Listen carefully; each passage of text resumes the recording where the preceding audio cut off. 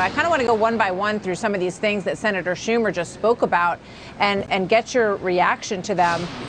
He basically said that anyone who was part of this attack, he said there's a manhunt across the country involving the FBI to find the people who were rioters who broke into the U.S. Capitol and banned them from getting on airplanes ahead of the inauguration. What do you think about that?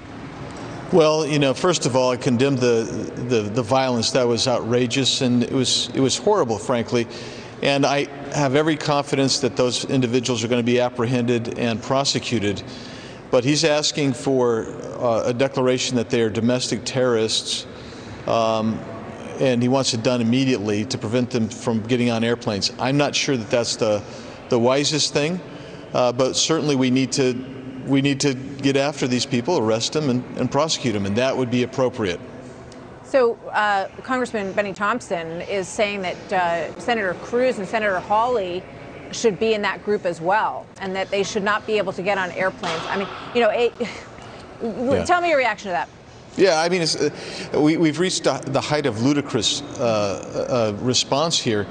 This is Senator Cruz, Senator Hawley, following what we believe was the correct process under Title III, which, by the way, had been followed 3 times this century by Democrats. And so we engaged in that, and now somehow they should not be allowed to fly. They want them expelled.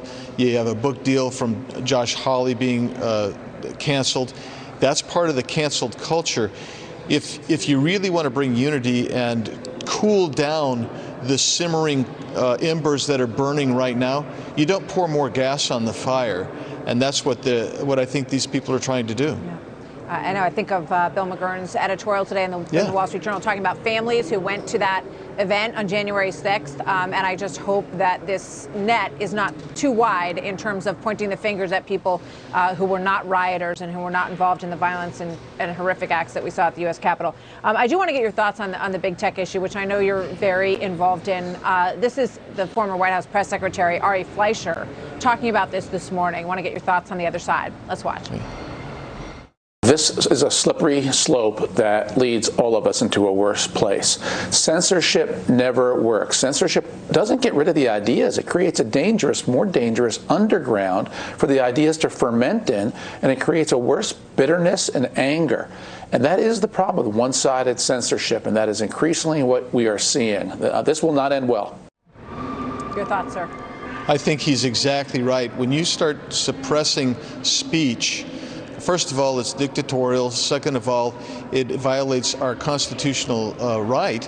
But the third thing I would say is it causes people to go underground. And as people go underground, you see this ability to actually you get more conspiracy type theories involved in there. It gets injected with more hatred. It gets injected with more bitterness. So that's one of the beautiful things about transparency and openness and letting people talk about it, because as you begin to talk about it, you begin to understand other people. You can resolve issues. But the way they're doing this, they're going to prevent discussions that may make us all progress and solve the issues. Instead, they're going to foment actually more problem, more discord by doing this. And in my opinion, they're making it trying to create a single party system, and that's wrong. Yeah, I mean, it certainly feels that way. And when you've got the leadership in Germany and France saying, whoa, take a moment here, United States, and watch what you're doing in terms of silencing these voices, because